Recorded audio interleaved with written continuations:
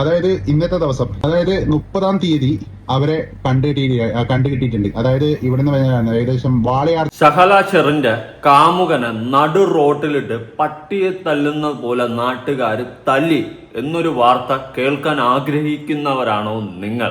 അതുപോലെ ഈ ഷഹല ഷെറിൻ എന്ന് പറയുന്നവളെയും നടു റോട്ടിലിട്ട് പട്ടിയെ തല്ലുന്ന പോലെ തല്ലി എന്നൊരു വാർത്തയും കൂടി കേൾക്കാനാണോ നിങ്ങൾ ആഗ്രഹിക്കുന്നതെങ്കിൽ താഴെ ഒന്ന് കമന്റ് ചെയ്തേക്കുക.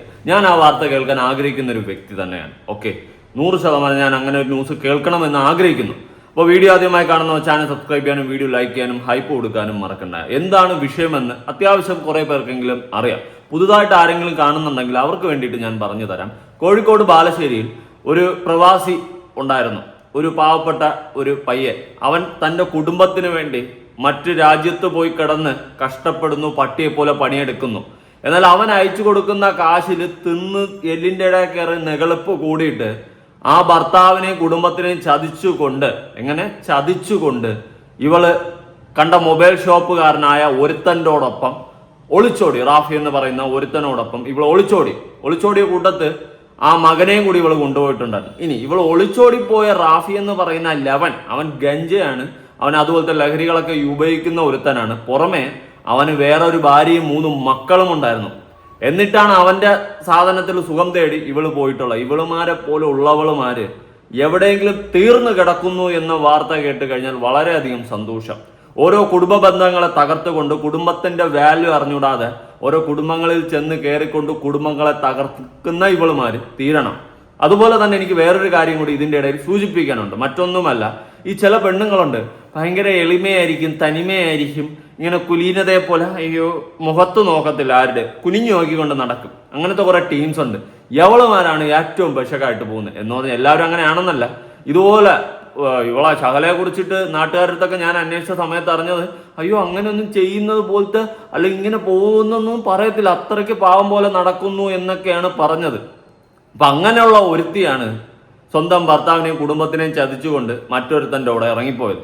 എന്നിട്ട് ഇതിനു പുറമെ അവളുടെ കൂട്ടുകാരിക്കൊക്കെ ന്യായീകരണം വേറെ ഉണ്ട്. അത് നാത്തൂൻ അവിടെ പൈസയും കാര്യങ്ങളൊക്കെ ഡീൽ ചെയ്യണോണ്ടും നാത്തൂന്റെ ഭരണമൊക്കെ ആയതുകൊണ്ട് അങ്ങനെയൊക്കെയാണ് ചിലപ്പോൾ അവൾ അങ്ങനെ പോയെന്നൊക്കെ പറഞ്ഞ് ന്യായീകരിക്കുന്ന ഇവളുടെ കൂട്ടുകാരികളുണ്ട്. അവളെ കൂട്ടുകാരികളെയും സൂക്ഷിക്കണം. ഇതേ മൈൻഡ് സെറ്റ് ആയിരിക്കും. ഓക്കെ, വീട്ടില് നാത്തൂൻ കുറച്ച് ഭരണം നടത്തിയെന്ന് അല്ലെങ്കിൽ പോട്ട് അമ്മായിയമ്മ ഭരണം നടത്തിയെന്നൊക്കെ പറഞ്ഞുകൊണ്ട് കള്ളക്കാമുകനോടൊപ്പം ഇറങ്ങിപ്പോയിട്ട് അവരാധിക്കുന്നതാണോ ശരി? നിനക്ക് പറ്റുന്നില്ല, ആ കുടുംബത്തിൽ അങ്ങോട്ട് മുന്നോട്ട് പോകാൻ പറ്റുന്നില്ലെങ്കിൽ നിയമപരമായിട്ട് ഡിവോഴ്സ് വാങ്ങിയിട്ട് അന്തസ്സായിട്ട് തന്തയ്ക്ക് പറഞ്ഞ സ്വഭാവം കാണിക്കണം. അല്ലാണ്ട് തന്തയ്ക്ക് പറക്കാത്ത തന്തയ്ക്ക് പാരം വലിക്കുന്ന സ്വഭാവം കാണിക്കരുത്. ഓക്കെ, ഷഹല ഷെറിൻ സുഖമാണല്ലോ, അടിപൊളിയായിട്ട് സുഖമൊക്കെ ഇപ്പൊ അനുഭവിക്കുകയല്ലേ. എന്തായാലും ഒരു നല്ല ന്യൂസ് ഉണ്ട്. ആ പ്രവാസിയായ വ്യക്തിക്ക് തന്റെ മകനെ തിരിച്ചു കിട്ടി. അത് തന്നെയാണ് ഏറ്റവും വലിയ നല്ലൊരു ന്യൂസ്. എന്തായാലും ഷഹല ഷെറിൻ, നീ കുറച്ച് ദിവസം കൂടിയൊക്കെ അവന്റെ സുഖം അനുഭവിച്ചിരിക്കും. കുറച്ചുകൂടി കഴിയുമ്പോൾ സ്വന്തം ഭാര്യയും മക്കളെയും നോക്കാതെ നിന്നോടൊപ്പം അല്ലെങ്കിൽ നിന്നെയും കൊണ്ടുപോയ അവൻ നിന്നെ എത്രത്തോളം നോക്കും നമുക്ക് ചിന്തിക്കാവുന്നതേ ഉള്ളൂ. കുറച്ചുകൂടി കഴിയുമ്പോൾ അവന് നിന്നെ അങ്ങ് മടുക്കും. പിന്നെ ആയിരിക്കും നിന്റെ നരക ജീവിതം സ്റ്റാർട്ട് ചെയ്യുന്നത് മോളെ. അന്ന് തൊട്ട് നീ അനുഭവിച്ചു തുടങ്ങും. നീ അനുഭവിക്കാൻ കിടക്കുന്നതേ ഉള്ളൂ. പക്ഷെ ദൈവസഹായത്താൽ ആ കുട്ടിയെ തിരിച്ച് അതിന്റെ അപ്പന്റെ അടുത്ത് എത്തിച്ചിട്ടുണ്ട്. അത് തന്നെ വലിയൊരു സന്തോഷ വാർത്ത. സത്യം കേട്ടതിൽ ഏറ്റവും വലിയ സന്തോഷ വാർത്തയായിരുന്നു. ഇന്നലെ ഞാൻ അറിഞ്ഞിട്ടുണ്ടായിരുന്നു ഈ സംഭവം. അപ്പോൾ അറിഞ്ഞപ്പോൾ വളരെയധികം സന്തോഷം തോന്നി. കാരണം ഇതുപോലത്തെ കഴിവേറുകളെ കയ്യിൽ പെട്ട് ആ മക്കളും നാളെ നശിച്ച് നാറാണത്താകും. അതുകൊണ്ട് അങ്ങനെ ഒരു സിറ്റുവേഷൻ ഉണ്ടാവാതിരിക്കട്ടെ. ഇനി ആ മകനെങ്കിലും നല്ലൊരു ജീവിതം കിട്ടട്ടെ. എനിക്ക് പറയാനുള്ള പ്രവാസിയായ വ്യക്തിയുടെ അടുത്ത്, നീ വേറൊരു കല്യാണമൊക്കെ കഴിച്ച് നല്ലൊരു കുടുംബ ജീവിതം സ്റ്റാർട്ട് ചെയ്യണം. കാരണം ഇതുപോലത്തെ കഴിപ്പണം കെട്ട സാധനങ്ങൾ നിന്റെ ലൈഫിൽ നിന്ന് പോയല്ലോ എന്ന് പറഞ്ഞ് സന്തോഷത്തോടെ സമാധാനത്തോടെ അടിപൊളിയായിട്ടിരിക്കുക. ഓക്കെ, കുടുംബ ബന്ധങ്ങളുടെ വാല്യൂ അറിയാന്നുള്ള ഒരു പെണ്ണും ഒരാണും ഇമാതിരി തന്തയില്ലായ്മ കാണിക്കത്തില്ല. ഇപ്പൊ എല്ലാവരുടെ ലൈഫിലും നമ്മളെ ചെറുപ്രായത്തിൽ നമ്മൾ എടുത്തു ചാടി പല തിളപ്പ് പരിപാടികളും കാണിക്കും. ഓക്കെ, ആണായിക്കോട്ടെ പെണ്ണായിക്കോട്ടെ. പക്ഷെ കല്യാണം കഴിഞ്ഞ് ഒരു കുടുംബ ജീവിതം സ്റ്റാർട്ട് ചെയ്ത് കഴിഞ്ഞാൽ പരസ്പരം അങ്ങോട്ടും ഇങ്ങോട്ടും ഒരു കമ്മിറ്റ്മെന്റ് വേണം. അവിടെ ചതി, വഞ്ചന, അപരാധം, കണ്ടവന്മാരോട് കള്ള കാമുകന്മാരോട് പോവുക, കള്ള കാമുകിമാരോട് പോവുക, ഇമാതിരി തൊട്ടിപ്പരിപാടി ചെയ്യരുത്. എനിക്കതേ പറയാനുള്ളൂ. അതിനു മുന്നേ ചിലപ്പോൾ എൻ്റെയും നിങ്ങളുടെയും പാസ്റ്റ് ലൈഫിൽ പല ഇൻസിഡൻസ് ഉണ്ടായിക്കൊണ്ടേ, നമുക്ക് റിലേഷൻഷിപ്സ് ഉണ്ടായിരിക്കും, എന്തും കാണും. പക്ഷേ കല്യാണം കഴിച്ച് ഒരു കുടുംബ ജീവിതത്തിലോട്ട് പ്രവേശിച്ചു കഴിഞ്ഞാൽ ഇമാതിരി തൊട്ടി പരിപാടിയെല്ലാം മാറ്റിവെച്ച് മാന്യമായിട്ട് ജീവിക്കാനും ജീവിതം മുന്നോട്ട് കൊണ്ടുപോകാനും ശ്രമിക്കുക. കാരണം നമ്മൾ കല്യാണം കഴിച്ച് കുടുംബജീവിതം സ്റ്റാർട്ട് ചെയ്ത് കഴിഞ്ഞാൽ അത് നമ്മുടെ മാത്രം ജീവിതമല്ല. അവിടെ കുട്ടികളുണ്ട്, മക്കളുണ്ടെങ്കിൽ അവരുടെയും കൂടി ജീവിതം നമ്മുടെ കയ്യിലാണ്. അവരെ നല്ലതും ചീത്തയും പറഞ്ഞു കൊടുത്ത് വളർത്തി പൊതുസമൂഹത്തിൽ നല്ലതുപോലെ എത്തിക്കേണ്ടത് നമ്മുടെ കടമയാണ്. ഒരു അപ്പനും അമ്മയും എന്ന നിലയിൽ നമ്മുടെ കടമയാണ്. അതിൻ്റെ ഇടയിൽ നമുക്ക് വേറുള്ളവരുടെ സുഖം തേടി പോകുന്ന ആ പരിപാടി ചെയ്യാതിരിക്കുക. ആ മക്കളുടെ ഭാവിയും ജീവിതത്തെയും കൂടി ബാധിക്കും. നിന്റെ അമ്മ അങ്ങനെയല്ലടാ എന്നുള്ള ചോദ്യം നാളെ സമൂഹത്തിൽ ആ മകൻ നേരിടേണ്ടി വരും. ആ ഒരു സിറ്റുവേഷൻ ഉണ്ടാക്കിയതാരാ? ഈ കഴിവേറി മോള്. അതുകൊണ്ട് ദയവ് ചെയ്തിട്ട് കുടുംബ ജീവിതത്തിൽ കയറി കഴിഞ്ഞാൽ അന്തസ്സോടെ ജീവിക്കാൻ പറ്റുമെങ്കിൽ ജീവിക്കുക. അല്ലാത്തവന്മാരും കുടുംബ ജീവിതം സ്റ്റാർട്ട് ചെയ്യാതിരിക്കുക. ഓക്കെ, ഇതിപ്പോ കുടുംബ ജീവിതം സ്റ്റാർട്ട് ചെയ്ത് കുറെ ദിവസം കഴിയുമ്പോൾ അത് മടുത്ത് വേറെയുള്ളവന്മാരുടെ അടുത്ത് സിറ്റുവേഷൻഷിപ്പിന് പോവും. ഇതുപോലെ അപരാധിക്കുക. അങ്ങനെയുള്ള കഴിവേറുകൾ മനസ്സിലാക്കുക. നീയൊക്കെ കുടുംബ ജീവിതത്തിലോട്ട് പ്രവേശിക്കാതിരിക്കുക. നീ കഴിഞ്ഞാടി അപരാധിച്ച് നട. അല്ലാതെ നാളെ നീയൊക്കെ ഒരു കുടുംബജീവിതം സ്റ്റാർട്ട് ചെയ്ത് അവിടെ മക്കളുണ്ടെങ്കിൽ ആ മക്കളടക്കം നീയൊക്കെ കാട്ടിക്കൂട്ടുന്ന എല്ലാം ഫേസ് ചെയ്യേണ്ട സിറ്റുവേഷനിൽ വരും. അവരെ നാളെ പൊതുസമൂഹത്തിൽ അതിന് ഉത്തരം കൊടുക്കേണ്ട സിറ്റുവേഷനിലോട്ട് വരും. അതുകൊണ്ട് ദയവ് ചെയ്തിട്ട് തൊട്ടി പരിപാടികൾ കാണിക്കാതിരിക്കുക. എനിക്കത് കുറെ ദിവസമായി പറയണമെന്ന് വെച്ചാൽ ഞാൻ പിന്നെ ആ സിറ്റുവേഷൻ ഒത്തു വരട്ടെ അപ്പോൾ പറയാമെന്ന് വിചാരിച്ചു. ഇതിനൊരു അന്ത്യം ഉണ്ടാവട്ടെ എന്ന് വിചാരിച്ചു. ഓക്കെ, അപ്പൊ ഇങ്ങനെ അപരാധിച്ച് നടക്കുന്നവന്മാരും ദയവ് ചെയ്തിട്ട് കുടുംബ ബന്ധം സ്റ്റാർട്ട് ചെയ്യാതിരിക്കുക. ഓക്കെ, എന്തായാലും ഷഹല ഷെറിൻ നല്ല അടിപൊളിയായിട്ട് അപരാധിക്കാൻ പോയല്ലോ. ഇനി അപരാധിച്ച് നടന്നു കുറച്ച് ദിവസം അവന്റെ കഴപ്പ് തീരുമ്പോൾ നീ വഴിയിലാവും. ഓക്കെ, അത് ആ ഒരു ന്യൂസും കൂടി കേൾക്കാനാണ് ഞാൻ ഇനി ആഗ്രഹിക്കുന്നത്. എന്തായാലും ഞാനൊരു പോസ്റ്റ് ആദ്യം ഒന്ന് വായിക്കാം. കുഞ്ഞുങ്ങളെ വെച്ച് കളിക്കുന്നവർ ഇതൊരു പാഠമാകട്ടെ. ഷഹലയെ കണ്ടെത്തി അച്ഛന് കൈമാറി. ഷഹലയുടെ കുട്ടിയെ മകനെ കണ്ടെത്തി അച്ഛന് കൈമാറി. സ്വന്തം താല്പര്യങ്ങൾക്ക് വേണ്ടി പിഞ്ചു കുഞ്ഞുങ്ങളുടെ ജീവിതം വെച്ച് കളിക്കുന്നവർക്ക് ശക്തമായ താക്കീതാണ് കോഴിക്കോട് ബാലുശ്ശേരിയിൽ നിന്നുള്ള ഈ വാർത്ത. ഭർത്താവിനെ അറിയാതെ സ്വന്തം മകനെയും കൂട്ടി ഒളിച്ചോടിയ യുവതിയെയും കാമുകനെയും പോലീസ് പിടിക്കുകയും കുട്ടിയെ സുരക്ഷിതമായ അച്ഛൻ ജയ്സലിന് കൈമാറുകയും ചെയ്തിരിക്കുകയാണ്. നിയമവും നീതിയും എപ്പോഴും കുഞ്ഞുങ്ങളുടെ സുരക്ഷിതത്വത്തിനൊപ്പമാണ് എന്ന് ഈ സംഭവം വീണ്ടും തെളിയിക്കുന്നു. മാതാപിതാക്കളുടെ വഴിവിട്ട തീരുമാനങ്ങളിൽ ഒട്ടും പങ്കാളികളാകാത്ത ഒന്നും അറിയാത്ത ഇരകളാണ് കുഞ്ഞുങ്ങൾ. സ്വന്തം സുഖത്തിനു വേണ്ടി കുഞ്ഞുങ്ങളെ കവചമാക്കുന്ന പ്രവണത ഒരു തരത്തിലും അംഗീകരിക്കാൻ കഴിയില്ല. ഈ കുട്ടികളുടെ ഏറ്റവും വലിയ തണലും സുരക്ഷിതവും സ്വന്തം അച്ഛനും അമ്മയുടെയും സംരക്ഷണത്തിലാണ്. പരാതി ലഭിച്ച ഉടൻ തന്നെ കൃത്യമായ അന്വേഷണം നടത്തി കുട്ടിയെ സുരക്ഷിതമായി കണ്ടെത്താൻ കഴിഞ്ഞത് കേരള പോലീസിന്റെ വലിയൊരു നേട്ടമാണ്. കോടതിയും നിയമവ്യവസ്ഥയും കുട്ടിയുടെ താല്പര്യങ്ങൾക്കാണ് മുൻഗണന നൽകിയത് എന്നത് ഏറെ ആശ്വാസകരമാണ്. സോഷ്യൽ മീഡിയയിൽ വെറുമൊരു വാർത്തയായി ഇതിനെ കാണരുത്. കുടുംബ ബന്ധങ്ങളിൽ വിള്ളലുകൾ കുട്ടികളുടെ മാനസിക നിലയും ഭാവിയെയും എങ്ങനെ ബാധിക്കുന്നു എന്ന് ചിന്തിക്കേണ്ടതുണ്ട്. സ്വന്തം കുട്ടികളുടെ ഭാവിയെ ഓർത്ത് മാതാപിതാക്കൾ കൂടുതൽ ഉത്തരവാദിത്തമുള്ളവരാകട്ടെ. കുഞ്ഞിന് അച്ഛന്റെ തണൽ ഇനി സുരക്ഷിതമായി വളരാൻ കഴിയട്ടെ എന്ന് ആശംസിക്കുന്നു. അതെ, കുഞ്ഞിനെ ആ പറയുന്ന അവന്റെ സ്വന്തം വാപ്പാന്റെ കയ്യിൽ കൈമാറിയിട്ടുണ്ട്. വളരെ സന്തോഷമുള്ള ഒരു വാർത്തയാണ്. കാരണം കുറച്ച് ദിവസം മുന്നെയാണ് രഞ്ജീഷ് എന്ന് പറയുന്ന ഒരു പയ്യന്റെ കേസ് നിങ്ങളും ഞാനും എല്ലാവരും ചർച്ച ചെയ്തത്. അവിടെ രഞ്ജീഷ് എന്ന് പറയുന്ന പയ്യനെ ചതിച്ചുകൊണ്ട് അവന്റെ ഭാര്യ ഇതുപോലെ അപരാധിക്കാൻ പോയിട്ടുണ്ടായിരുന്നു. അതായത് പ്രേമിച്ച് കല്യാണം കഴിച്ച് സുഖകരമായിട്ട് അവർ ജീവിച്ചുകൊണ്ടിരിക്കുന്ന സമയത്ത് അവർക്കൊരു കുട്ടിയൊക്കെ ഉണ്ടായി കുറച്ചുകൂടിയൊക്കെ ജീവിതം 2 വർഷം കണ്ട് കഴിഞ്ഞപ്പോൾ ഇവളെ ഗൾഫിലോട്ട് ജോലി തേടിപ്പോയി. അവിടെ പോയപ്പോൾ അവക്ക് വേറെ കാമുകൻ ഉണ്ടായിരുന്നു. അവൻ നാട്ടിൽ ബസ് ക്ലിയറായിട്ട് പൊയ്ക്കൊണ്ടിരുന്നു. അവക്ക് അവിടെ വേറെ കാമുകനാവുകയും അവൾ അവനോടൊപ്പം ജീവിക്കുകയും ഇവിടെ രഞ്ജീഷിനെ ഒഴിവാക്കുകയും ചെയ്തു. എന്നാൽ നീണ്ട 8 വർഷം കഴിഞ്ഞിട്ട് അവള് ഇവിടുത്തെ നിയമത്തിന്റെ കടിഞ്ഞൂലും എടുത്തുകൊണ്ട് അവൾ ഇറങ്ങി.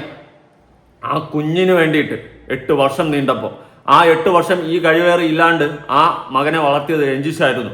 എന്നാൽ 8 വർഷം 8 വർഷം കഴിഞ്ഞപ്പോൾ നിയമത്തിന്റെ സഹായത്തോടുകൂടി അവൾ ആ കുട്ടിയെ വലിച്ചെടുത്തുകൊണ്ട് പോയി രഞ്ജീഷിൽ നിന്ന്. ഓക്കെ, ഇവൾ അപരാധിക്കാൻ പോവുകയും ആ കുട്ടിയെ അവസാനം കൊണ്ടുപോവുകയും ചെയ്തു. ഈഗോയുടെ പുറത്തായിരിക്കും, അവളുടെ വാശിപ്പുറത്തായിരിക്കും ആ കുട്ടിയെ അവൾ കൊണ്ടുപോയത്, അല്ലാതെ മകനോടുള്ള സ്നേഹം കൊണ്ടൊന്നുമല്ല.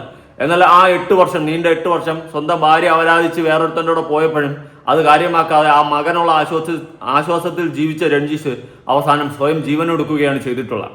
അന്ന് തന്നെ നിയമത്തോട് എനിക്ക് വളരെയധികം പുച്ഛമാണ് തോന്നിയത്. കുഞ്ഞ് സുരക്ഷിതമായിട്ട് ആരുടെ കയ്യിൽ ഇരിക്കുമെന്ന് ചോദിച്ചു കഴിഞ്ഞാൽ രഞ്ജീഷിന്റെ കയ്യിലായിരുന്നു. പക്ഷെ അത് പറിച്ചെടുത്ത് ഇവിടുത്തെ നിയമം, നമ്മുടെ ഈ രാജ്യത്തെ നിയമം ആ കുഞ്ഞിനെ അവക്ക് വിട്ടുകൊടുത്ത്, കണ്ടവൻ്റെ അവിടെ അപരാധിക്കാൻ പോയ അവക്ക് വിട്ടുകൊടുത്ത്. അന്നേ എനിക്ക് നിയമത്തോട് പുച്ഛമാണ് തോന്നിയത്, ഉള്ള കാര്യം ഓപ്പണായിട്ട് പറയാം. ഓക്കെ, അങ്ങനെ വളരെയധികം സങ്കടത്തിലിരുന്നു, വളരെയധികം സങ്കടം തോന്നി. നാളെ നമുക്കും ഇതേ ഒരു അവസ്ഥ വന്നു കഴിഞ്ഞാൽ നമ്മുടെ ജീവനായിട്ടുള്ള ചിലപ്പോൾ കുട്ടികളെ പറിച്ചെടുത്തുകൊണ്ട് പോയേക്കാം.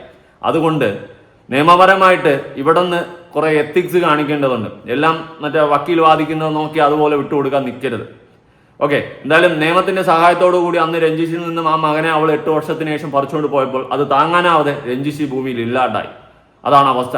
ഞാനും ഈ ഒരു ഷഹല ഷെറിന്റെ കേസിലും ഞാൻ വിചാരിച്ചു ഈ പറയുന്ന പണം കെട്ട സാധനത്തിന്റെ കൂടെ മകനെ പറഞ്ഞ് വിട്ടേക്കാമായിരിക്കും ഇവിടുത്തെ നിയമവും നീതിയും പോലീസും ഒക്കെ.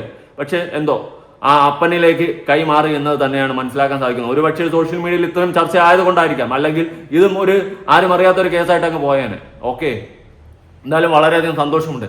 ഇനി നിയമത്തിന്റെ മുന്നിൽ പോയി അവൾ ചിലപ്പോൾ ഫൈറ്റ് ചെയ്ത് ആ മകനെ നേടാൻ ശ്രമിക്കും. അറിയില്ല. എന്നാലെങ്കിലും ഇവിടുത്തെ നിയമവും നീതി വ്യവസ്ഥയും ആ മകനെ അവളിലേക്ക് ഇനി വിടരുത്. സേഫ് അല്ല. കാരണം ഒരു കഴിപ്പണം കെട്ടവനും കൂടെ അവളുടെ കൂടെ ഉണ്ട്. അതെങ്കിലും മനസ്സിലാക്കുക. രഞ്ജിഷിന്റെ കേസിൽ ഇവള് അവനോടെ പോയപ്പം അവൻ അവിടെ നിന്ന് അവളുമായിട്ടുള്ള പല വീഡിയോസും ഫോട്ടോസും രഞ്ജീഷിന് അയച്ചു കൊടുക്കുമായിരുന്നു. അത് കണ്ട് മനം നൊന്തിരുന്നു അവൻ. അങ്ങനെ ഉള്ള ഒരു വൃത്തികെട്ട മൈൻഡിലാണ് പോയത്. പിന്നെ അവനെ ഒഴിവാക്കിയെന്നൊക്കെയും പറയുന്നുണ്ട്, അറിയത്തില്ല അതിന്റെ സത്യാവസ്ഥ. അതുപോലെ അവളുടെ ജോലി പോയെന്ന് അറിയുന്നുണ്ട്. നല്ല കാര്യം അങ്ങനെയൊക്കെ പോയിട്ടുണ്ടെങ്കിൽ. ഈ കഴിപ്പണം കെട്ടവളുമാരെയൊന്നും അടുപ്പിക്കരുത്. ഇതൊക്കെ തീരണം, ഇല്ലാണ്ടാകണം, നശിച്ച് നാറാണത്താകണം. എന്തായാലും ആ മകനെ ആ അപ്പന് തിരിച്ചു കിട്ടിയ സന്തോഷത്തിലുള്ള ആ ഫോട്ടോ ഞാനിവിടെ ഒന്ന് കൊടുക്കാം. ശഹലയെ കണ്ടെത്തി കുഞ്ഞിനെ വാപ്പാക്ക് കൈമാറി. ആ മനുഷ്യന്റെ മുഖത്തൊരു പുഞ്ചിരിയുണ്ട്. സത്യം പറഞ്ഞാൽ എൻ്റെ പൊന്നളിയാൻ നീ രക്ഷപ്പെട്ട്. ഒരു കടയാടി മോള് നിന്റെ ജീവിതത്തിൽ വന്ന് നിന്റെ ജീവിതം നശിപ്പിച്ച് നാറാണത്താക്കി ഒരു കോലത്തിലാക്കി, പക്ഷെ നീ രക്ഷപ്പെട്ടു. ഓക്കെ, നിനക്ക് നാണക്കേടില്ല ഒരിക്കലും. നീ നിന്റെ കുടുംബത്തിന് വേണ്ടി ജീവിക്കാനോ അധ്വാനിക്കാനോ വേണ്ടിയിട്ട് പുറം രാജ്യത്ത് പോയി കിടന്ന് പട്ടിയെ പോലെ പണിയെടുത്ത് കഷ്ടപ്പെട്ടു. നീ ഒരിക്കലും സങ്കടപ്പെടേണ്ട കാര്യമില്ല. ഓക്കെ, ഒരിക്കലും സങ്കടപ്പെടേണ്ട. ഒരിക്കലും നീ സങ്കടപ്പെടേണ്ട കാര്യവുമില്ല. കാരണം നിന്റെ കുടുംബത്തിന് വേണ്ടിയിട്ട് ജീവിക്കാൻ വേണ്ടിയിട്ട് അധ്വാനിക്കാനും വേണ്ടിയിട്ട് നീ മറ്റൊരു നാട്ടിൽ രാജ്യത്ത് പോയി കിടന്ന് നീ കഷ്ടപ്പെട്ടപ്പോൾ അതുപോലും മനസ്സിലാക്കാൻ കഴിവില്ലാതെ നിന്നെ ചതിച്ചുകൊണ്ട് മറ്റൊരുത്തൻ്റെ കൂടെ അപരാധിക്കാൻ പോയ അവളാണ് അപരാധി. അല്ലാണ്ട് നീ ഒരിക്കലും തെറ്റുകാരനാവുന്നില്ല ഈ ഒരു വിഷയത്തിൽ. ഓക്കെ, എനിക്കത് ഓപ്പണായിട്ട് പറയണമെന്ന് തോന്നി. ഇനി വേറെ കുറച്ച് വാക്കുകൾ ഈ ഒരു വിഷയവുമായി ബന്ധപ്പെട്ട് മറ്റേ വ്യക്തി പറയുന്നുണ്ടായിരുന്നു. CCTV ഫുട്ടേജ് പുറത്തുവിട്ട് ആ വ്യക്തി പറയുന്ന കാര്യങ്ങൾ നമുക്കൊന്ന് കേട്ടു നോക്കാം. ഒളിച്ചോടി പോയ സ്ത്രീയെ പറ്റിയിട്ടില്ല, അതായത് ആ പുരുഷനെയും പറ്റിയിട്ടുള്ള വീഡിയോ ഇതുവരെ ചെയ്തിട്ടില്ല. അവരെ വിവരം എന്തായി എന്നൊക്കെ ചോദിച്ചിട്ട് ഒരുപാട് ആളുകൾ വരുന്നുണ്ട്. തെറി വിളിക്കുന്ന ആൾ അവരുടെ തെറിയായിട്ട് ഇങ്ങനെ മുന്നോട്ട് പോകുന്നുണ്ട്. പക്ഷെ അതിനെ പറ്റിയിട്ട് അപ്ഡേഷൻ അറിയാൻ വേണ്ടിയിട്ട് ഒരുപാട് ആളുകൾ എന്നെ വിളിക്കുന്നുണ്ട്. അപ്ഡേഷൻ എന്ന് പറഞ്ഞാൽ ഒരുപാട് ഫേക്ക് ന്യൂസുകൾ കുറെ ദിവസങ്ങളായി അവരെ കണ്ടുകിട്ടി, അങ്ങനെയാണ് ഇങ്ങനെയാണെന്നൊക്കെ പറഞ്ഞിട്ട് വന്നിട്ടുണ്ടായിരുന്നു. അതൊന്നും സത്യാവസ്ഥയല്ല. അതായത് ഇന്നത്തെ ദിവസം, അതായത് 30-ാം തീയതി അവരെ കണ്ടുകിട്ടിയിട്ടുണ്ട്. അതായത് ഇവിടുന്ന് ഏകദേശം വാളയാർ ചെക്ക് പോസ്റ്റ് നിന്നാണ് അവരെ കണ്ടുകിട്ടിയത്. പോലീസ് അറസ്റ്റ് ചെയ്ത് ബാലുശ്ശേരി പോലീസ് സ്റ്റേഷനിൽ ഹാജരാക്കിയത്. അത് ഇവരെ കണ്ടുകിട്ടാൻ വേണ്ടിയിട്ടുള്ള ഹെൽപ്പ് ചെയ്തത് എനിക്കൊരു CC ക്യാമറ ദൃശ്യം അവരിത് അയച്ചു തന്നിട്ടുണ്ടായിരുന്നു. അത് ഈ തമിഴ്നാട്ടിലുള്ള ഒരു CC ക്യാമറ ദൃശ്യമായിരുന്നു. അപ്പൊ അവിടുത്തെ ആ ഷോപ്പിലെ ആളാണ് എനിക്ക് അയച്ചു തന്നത്. ആ നമ്പർ പിന്നെ ഞാൻ ഇവർക്കും പോലീസുകാർക്കും എല്ലാവർക്കും കൊടുത്തു. അതേപോലെ അവിടെ അന്വേഷിച്ചു കാര്യങ്ങളൊക്കെ. പിന്നെ ഈ സ്ത്രീയുടെ ബ്രദർ അവിടത്തേക്ക് പോവുകയും പിന്നെ അവരപ്പം അവിടുന്ന് എസ്കേപ്പായി, അവിടുന്ന് മുങ്ങിയിട്ട് വേറെ സ്ഥലങ്ങളിലേക്ക് പോകുന്ന സമയത്താണ് ഇവരെ കണ്ടുകിട്ടുകയും നമ്മുടെ വീഡിയോ ഒക്കെ ഒരുപാട് ഉപകാരപ്പെടുകയും അവരെ അറസ്റ്റ് ചെയ്യുകയും ഇപ്പം ബാലുശ്ശേരി പോലീസ് സ്റ്റേഷനിലൊക്കെ കൊണ്ടുവന്നത്. ഇനി മജിസ്ട്രേറ്റിന്റെ മുമ്പിൽ ഹാജരാക്കി അവരോടുള്ള ചോദ്യങ്ങളൊക്കെ ചോദിച്ച് ഇവന്റെ കൂടെ പോകുന്ന ഈ 3 കുട്ടികളെ വയ്യാതാരാക്കിയിട്ട് വന്ന അവന്റെ കൂടെ പോകുന്നോ, അല്ലെങ്കിൽ സ്വന്തം ഭർത്താവിന്റെ കൂടെ പോകുന്നോ, അല്ലെങ്കിൽ മാതാവിന്റെയും പിതാവിന്റെയും സഹോദരങ്ങളുടെ കൂടെ പോകുന്നോ എന്നൊക്കെ കോടതി ചോദിക്കും. ആ ചോദ്യത്തിൽ ഇവർ പറയുന്നതിനുള്ള ഉത്തരമായിരിക്കും അവരെ ജീവിതം തീരുമാനിക്കുക.